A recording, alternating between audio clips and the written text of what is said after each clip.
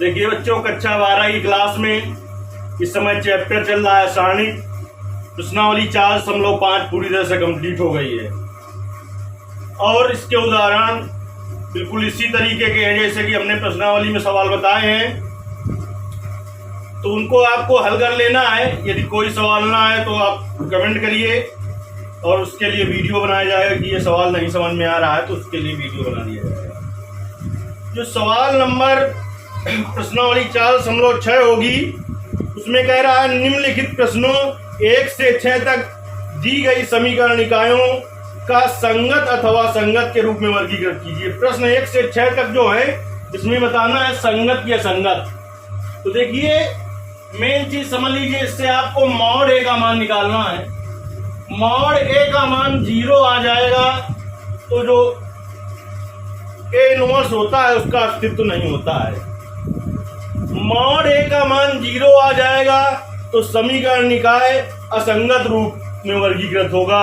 Mod ए का मान 0 ना आए, चाहे धनात्मक संख्या है चाहे ऋणात्मक संख्या है, तो समीकरण निकाय जो होगा वो संगत रूप में व्यक्त होगा, संगत रूप में वर्गीकृत होगा। अब आप बात समझ गए होंगे कि मॉड ए का मान निकालेंगे और मॉड ए का मान यदि कितना आ जाएगा 0 आ जाएगा तो असंगत रूप में होगा, क्योंकि मॉड ए का मान 0 हो तो ए इनवर्स का अस्तित्व नहीं होता है। जब अस्तित्व नहीं होता तो समीकरण निकाय असंगत होगा। मॉड ए का मान 0 ना हो, चाहे धनात्मक संख्या हो चाहे ऋणात्मक संख्या हो, तो अस्तित्व होता है। अगर अस्तित्व है तो इसका मतलब ये है कि वो व्युत्क्रमणीय है।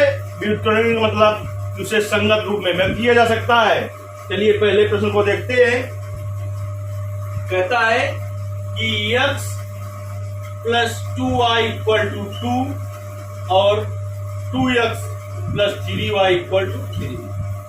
ये ही प्रश्नावली जो है बहुत ही मोस्ट इंपॉर्टेंट है। 7 से 14 नंबर तक के प्रश्न जैसे हैं कि समीकरण निकायों को आप व्युत्क्रम से हल कीजिए, वहां पर हमें आप व्युत्क्रम में लिखना ही पड़ेगा। और तो यहीं से हम आप व्युत्क्रम रूप में लिखना शुरू कर रहे हैं क्योंकि ये तो वहीं से मिलेगा हमें ना। देखिए कैसे हल किया जाएगा इनको। समीकरणों को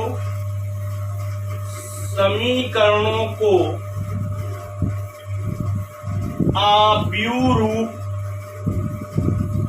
ax बराबर b में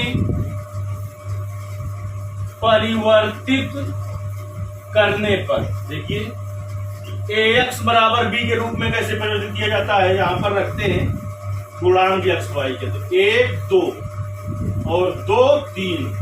यहाँ पर कौन कौन से चर पद हैं, x y, जेड होता तो x y जेड लिख देते, बराबर इधर अचर पद जो है इधर वो रख दिए जाते हैं 2 3।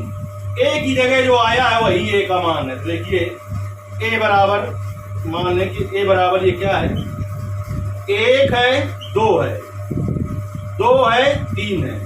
मॉड a बराबर क्या होगा, मॉड लगाएंगे आप व्यू, सारणी बदल जाएगी 1 2 2 3। इसका गुणा इसमें करेंगे तो 1 × 3 माइनस इसका गुणा इसमें करेंगे 2 × 2, तो 3 और -4 आ गया -1।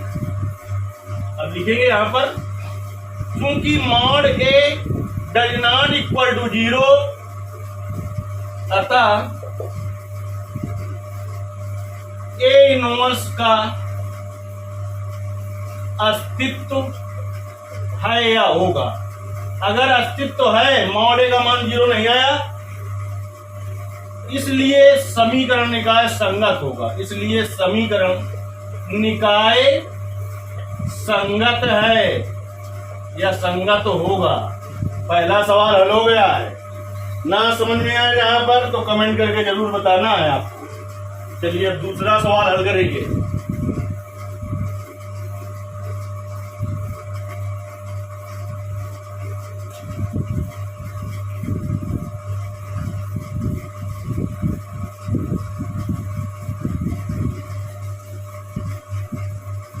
दूसरा सवाल है कि 2x - y = 5 और x + y = 4।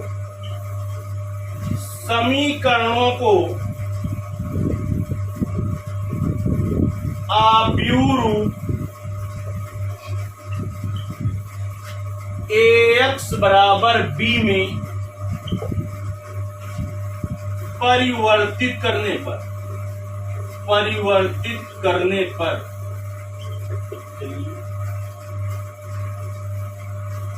दो माइनस एक एक एक और एक्स वाई बराबर 5 और 4। यहां से देखिए एक्स वाई बराबर क्या हो जाएगा, इसको सॉरी अभी हमें आपकी भी द्वारा हल नहीं करना है, समीकरण निकाय संगत असंगत बताना है। जब आप भी द्वारा हल करना होगा तब हम ऐसा करेंगे। समीकरण निकायों को माना a बराबर ये का मान वही ये हो जाएगा 2 माइनस एक एक, तो मॉड a बराबर क्या हो जाएगा, जैसे ही मॉड लगाएंगे आप व्यू सारणी बदल जाएगा। 2 माइनस एक एक, इसका गुणा इसमें किया जाता है, माइनस इसका गुणा इसमें, 2 गुणते 1 माइनस 1 गुणते माइनस का 1, 2 गुणते 1 2 हो गया, माइनस माइनस गुणा हो गया प्लस 1, 2 1 हो गया 3।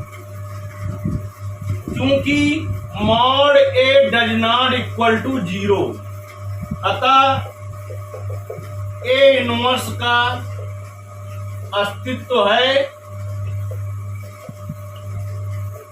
इसलिए समीकरण निकाय संगत है, इसलिए समीकरण निकाय संगत है। दूसरा सवाल भी हल हो गया। चलिए अब हम तीसरा सवाल हल करते हैं।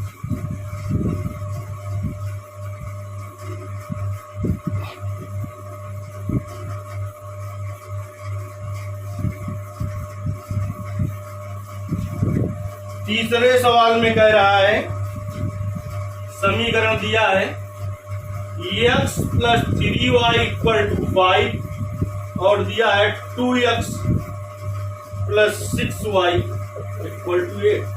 लिखेंगे समीकरणों को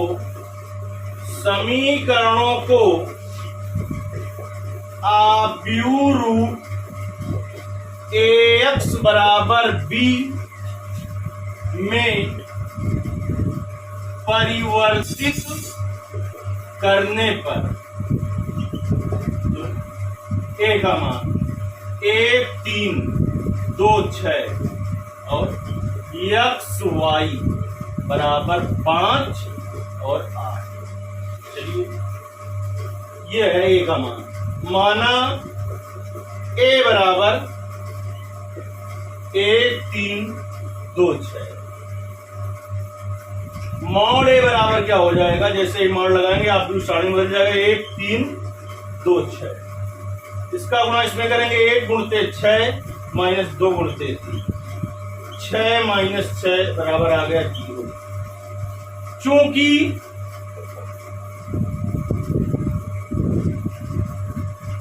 मॉड a इक्वल टू 0, अतः a इनवर्स का अस्तित्व नहीं है या नहीं होगा, इसलिए समीकरण निकाय असंगत हैं,